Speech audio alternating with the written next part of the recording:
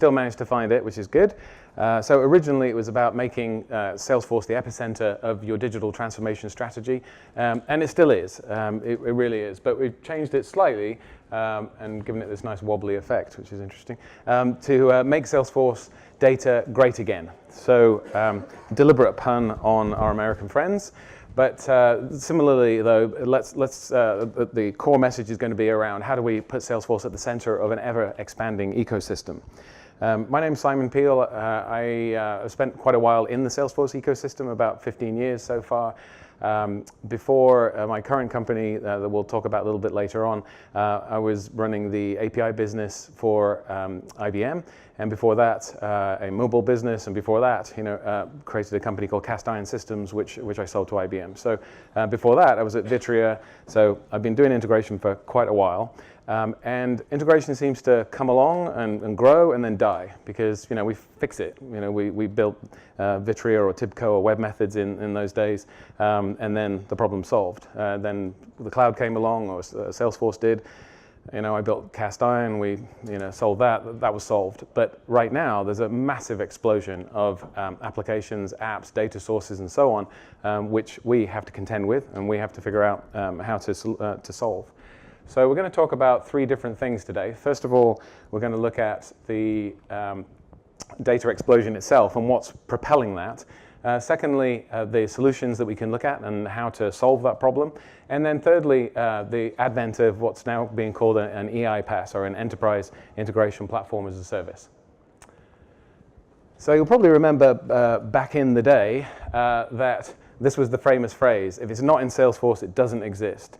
And I would definitely hear that a lot. I bring Salesforce into my startups, and we'd say, look, if you don't document it in Salesforce, then you're not getting paid. It didn't happen. I don't know if you did anything, and so on.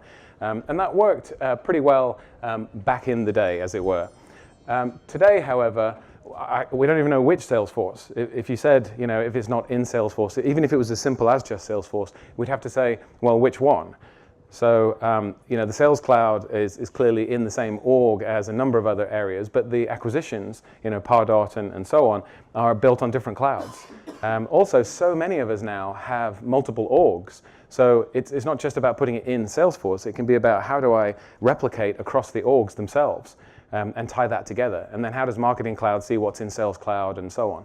So that's the first bit of fragmentation that we have to start to deal with when we look at Salesforce and trying to make Salesforce the epicenter once again, is how do we put all these things together into a single entity or a single instance of Salesforce.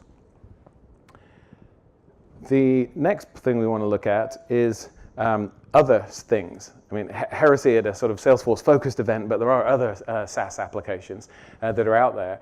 So how many SaaS apps do you think there are? Not Salesforce stuff, but anything off Salesforce. How many apps do you think there are, Salesforce applications, non-Salesforce? 100, 200, 1,000? What are people's best guesses? Just shout out any stupid number. 100,000. Okay, 100,000. So that's quite a lot. Not far off, actually. So there's 150,000 different SaaS apps. If you look at Marketo as one that everyone's going to know as an example, imagine there being 150,000 other applications just like that. And the growth is off the charts. So last 2 years, 30 times the number of applications. So this explosion is just going to continue and continue and continue because the SaaS model is the right model, in the sense that we just switch it on in the cloud. We're able to start accessing information and start using these systems. The average lifespan of the SaaS app is 3 years. So if you talk to many of the analysts today, they'll say, do not expect to buy a solution and run it for the rest of your life. Expect to replace this within a 3-year window. And I think that's interesting because it makes you really think, okay, I better be getting value out of this thing pretty quickly. If I'm going to switch it off 3 years from now, that's not very long. So I need to have installed, got it connected into the other systems that I need, and start to spike the usage quickly to get the value, because things will start moving on. And why is that? You think 3 years, I'm going to be replacing this.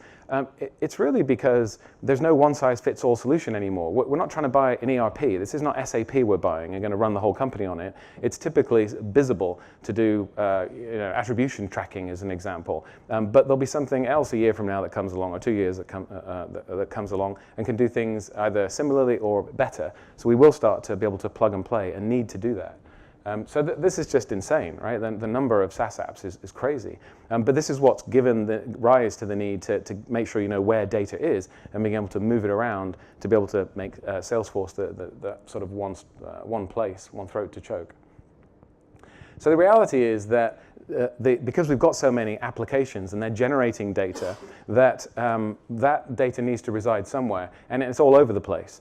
And it's not necessarily true that you want to load everything into Salesforce. You don't want to empty SAP into Salesforce.com. That would be not a good idea. You don't want to take everything out of Marketo and pour it all into the system. And so, data is going to reside, and it should, in many different areas and different systems. What we need is a way to take just the data we need and move that into Salesforce, or using things like OData, leave it in place and just let people access that data from within Salesforce. And so it becomes more of a question of, what data do you need again? What do you want to see again when you're in the Salesforce screens, and here is the screen you're looking at? What fields do you want to see? And then we'll worry about where that data resides and whether we should import it into Salesforce or whether we should leave it in place, whether we should have a button that says, we'll view a summary of a record, and if you really need it, click bring it into Salesforce, and we'll import the detail and so on. So we spend more time as implementers trying to figure out what the business needs to see, and then we need to go and find where that data is. So we've talked about different systems, hundreds of thousands of systems. We've talked about data being in different places, but it isn't just about data. It's about the interaction between the systems and the logic that needs to take place between those systems. So if you look at Cisco as one example, 2 or 3 years ago, you probably could ask them, well, what's your marketing platform? And they'd say Eloqua.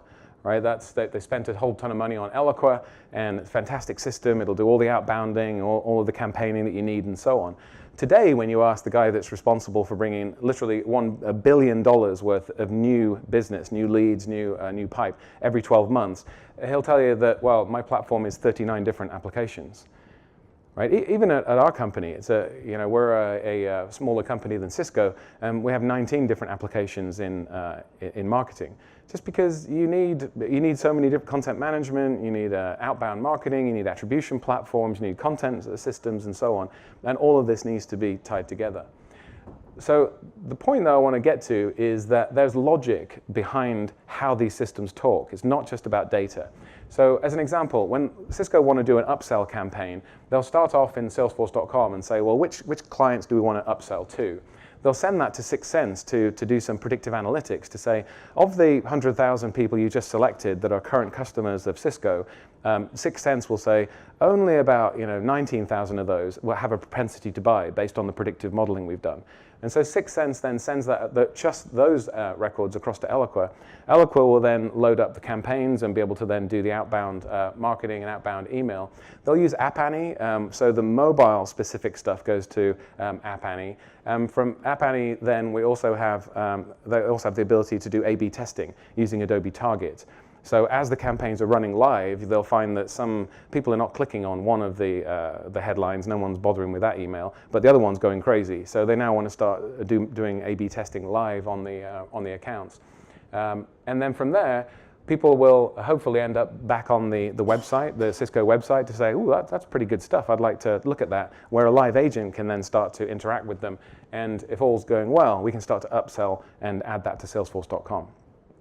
So you can see that this is more of a workflow than it is just data movement. And there's the business and the marketing team, the line of business, have got to decide, what is it you want to send here, and what is it that's useful that needs to go to Eloqua, and should that happen instantly? Should it happen overnight? Is it, what are the rules behind all of that?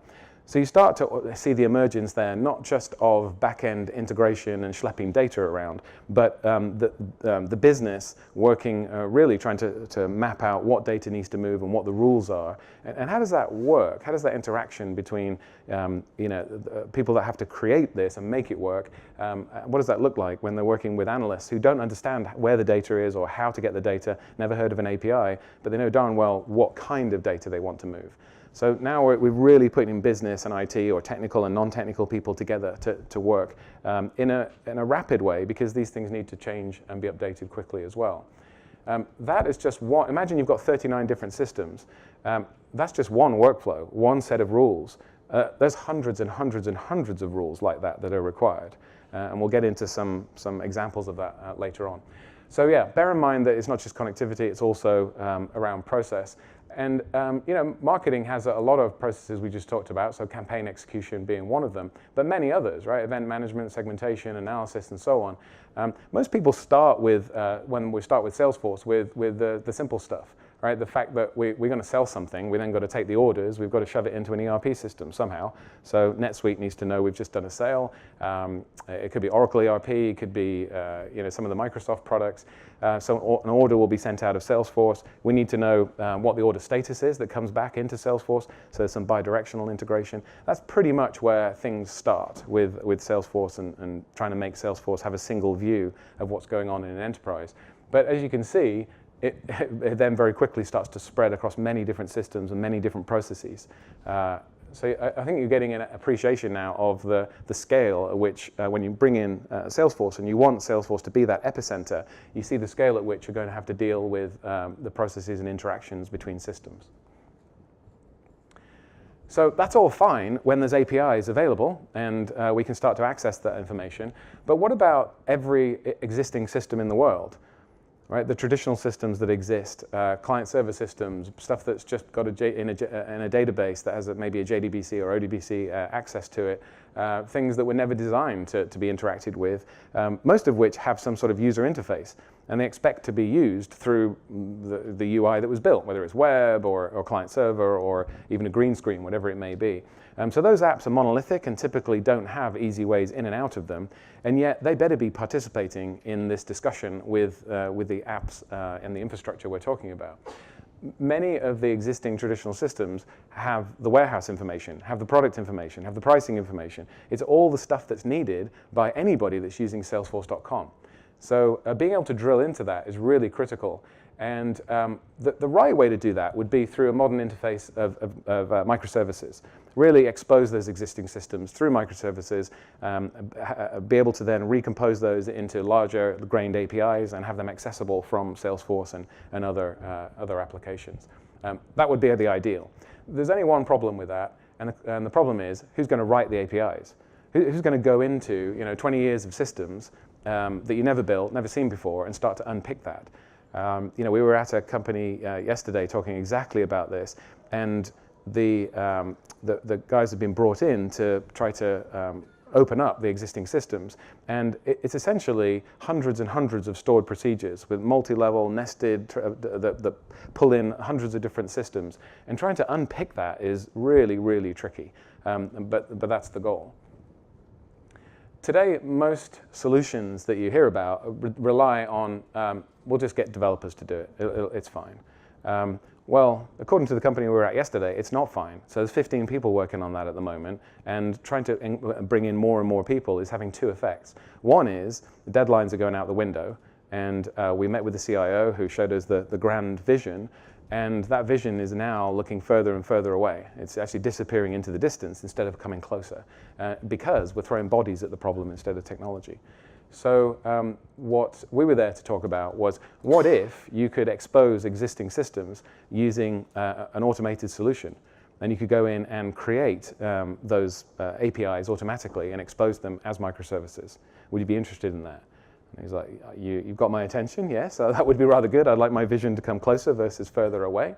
And so really, this isn't the right solution. As developers, we should be doing the high order stuff as opposed to hand cranking out bits and little bits of APIs. And AI is, if you think that the growth in SaaS apps is startling, 150,000 SaaS apps, this is only just starting with AI. What people are not probably too familiar with is the hundreds of AI companies that are out there now. And this is creating massive amounts of data and hopefully massive amounts of learning, right? Things that you really do need to know. Who's the most likely client to purchase your solution?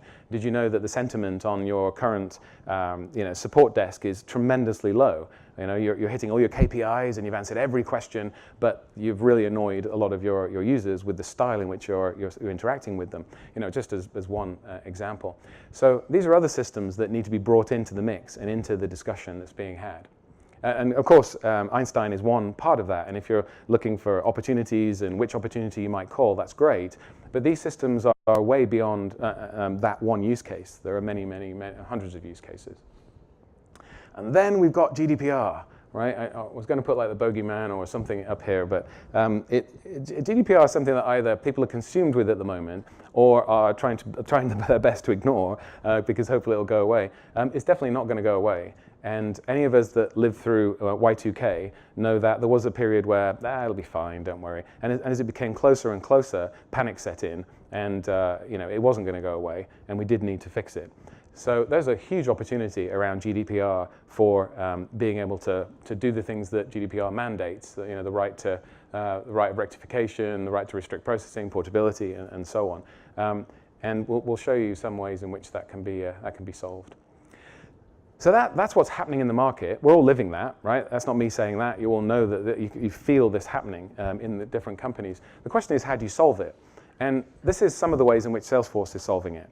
So long as we want to use an API, and people typically think of the classic Salesforce API that's been used for a good long time. But the reality is that with so many different components in Salesforce now and so many different clouds, they all bring their own API. And we need different types of APIs as well. Not just for things like Pardot because it's a separate system, but because we want eventing, we want real time, we want streaming, we need bulk access, we need mass data loading. There's many different things we need to do. So one option would be go and pick up the API programming manual and start learning every single one of these. And maybe in the next 5 years you'd understand them, but you wouldn't have done anything. So, and you wouldn't get any credit for it either. So these are really just doors. They're just ways in and out of Salesforce which exist. But how best to work with them is the question. Well, fortunately, there are a lot of integration solutions out there. If you go on the App Exchange, type integration, you'll find 224 integration solutions. Great, problem solved, right? Apparently not.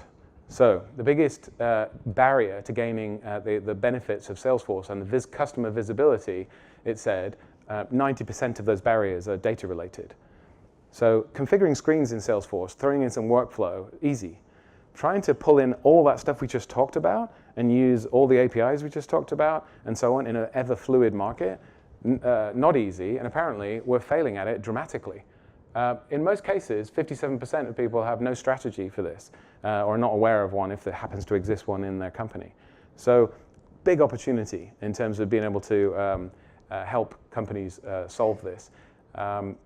So those are some of the available solutions. What I want to do is fast forward now to a solution that can solve these issues and do it in using really born on the cloud technology as opposed to trying to solve it in some of the ways we just looked at. The class of solution is called an eiPaaS, an integration platform as a service. It's in the cloud already, it's stood up on the cloud, it's provisioned already, you can start to use it already. And there are, according to Gartner, over 100 now eiPaaS, so-called eiPaaS solutions that are out there which will try to solve this problem.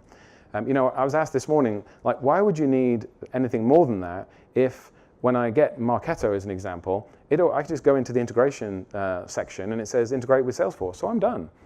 And the answer to that is, yeah, so if there was only Marketo in the world trying to connect with Salesforce point to point, we'd be in great shape. And if you only wanted to do leads and contacts, you'd be in great shape. And if there was no logic going between the two of them, and if you didn't need to do what Cisco just showed you they're doing and bringing in multiple different systems, and if there was no back-end processing behind it needed, yeah, it would work. But it doesn't. There's 150,000 other applications out there. So this is why you need this kind of solution.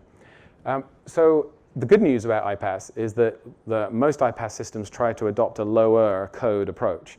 Now, there are some that, unfortunately, you have to be a JavaScript and Java programmer to be able to use. That's not really the point. That's the old bus way of doing things. We need a faster, quicker way of doing things. But one thing that some of the more advanced integration platforms are starting to use is this concept of a citizen integrator.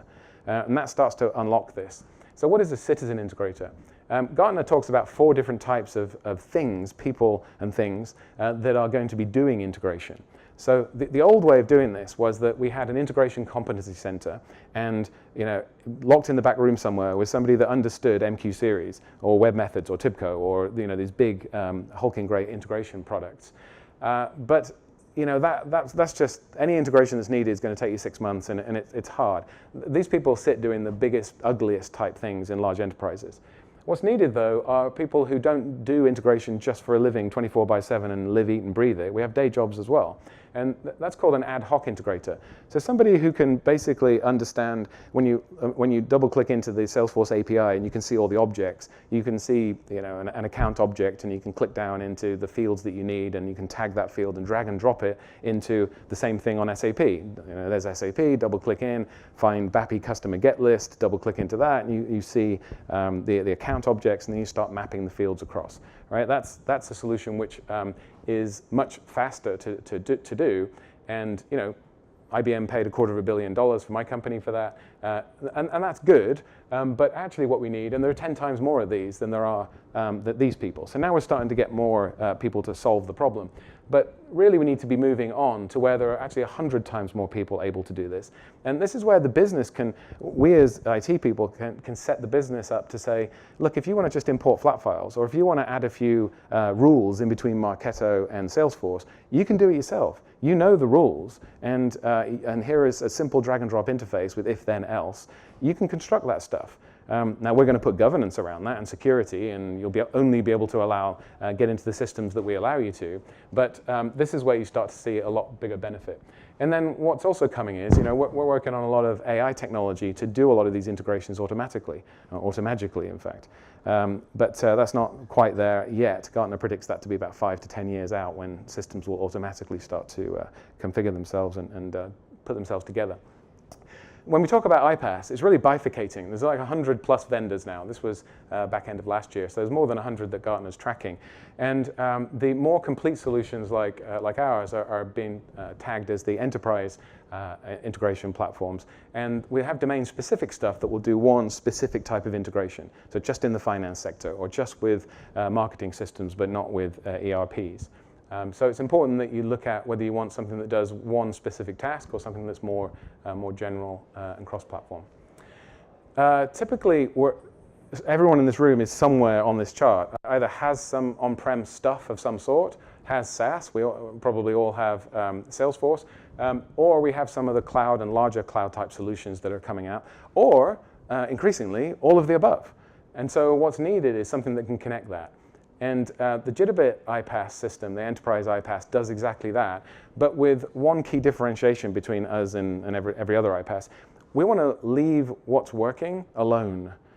So we hear about you can replace all your existing systems. And so we don't have time for that. Let's leave the existing systems that work where they are. Let's keep Salesforce, SaaS, NetSuite, and so on doing what they do best. And then let's integrate those systems together in rapid fashion. We also, though, need to not just integrate them with systems like that, but bring in AI as well. And we also need to then publish anything that has been integrated. Literally anything you can access through an integration solution needs to be offered up through microservices, accessible by APIs, and then you can start composing all kinds of different applications from that. And that, again, is what the platform can do. Let's not forget GDPR. So as of February, the Jitterbit platform's GDPR compliant, which will just become, every contract we write now has that in because it's needed. And you're going to be tasked. You won't be able to buy a solution that isn't GDPR compliant going forward. And there are very few out there. So in the last 5 minutes, let's just quickly look at the things that you're going to need if you're going to put 150,000 systems together or do all these processes and so on. We talked about a citizen integrator. So when looking for a solution, there needs to be a product that actually works with Citizen Integrator. Not just say, oh yeah, I know there are citizens, whatever that is, and they can sort of use this complex infrastructure. No, a Salesforce user needs to be able to come in, select a recipe, and say, I want to connect ServiceNow to Salesforce, select the right recipe, and add in the credentials, login, password, and so on, and hit go. It's done. They don't need to come to you to have the more complex stuff done. Now, ad hoc integrators need to be able to come in and very quickly, if then else, understand the kind of endpoint systems. So go into a simple palette, choose the type of, is it SAP I want to connect to? Again, login and password, but can start to build more complicated type scenarios, but in a very simple and point-and-click way. Right? It's a very low-code environment. You can escape out and start coding if that's what you want, but the idea is not to do that. Okay, we're going to finish up in 60 seconds. An API platform built in. APIs and integration are the same thing. They're two halves of the same coin. Don't ever buy any integration product. It doesn't have an API management solution built in. And again, real simple stuff. Ours is literally no code, and we'll show you who's accessing any of those APIs from any systems. AI. Infusing AI, as you're accessing APIs into back-end systems and back and forth, you need to be able to infuse AI into those processes. And that's a key element of certainly the platform that we have. I'll skip through that for a second. And then finally, how do you select an eiPaaS? Gartner says there's four main things. There's product, there's pricing, vendor relations, and support. So most of it is actually not technical and isn't about the product. I haven't got time to go through this, but if you look on the Jitterbit website, we pride ourselves in just having hundreds and hundreds and hundreds of people say, yep, works really, really well. We have over 50,000 users at this point.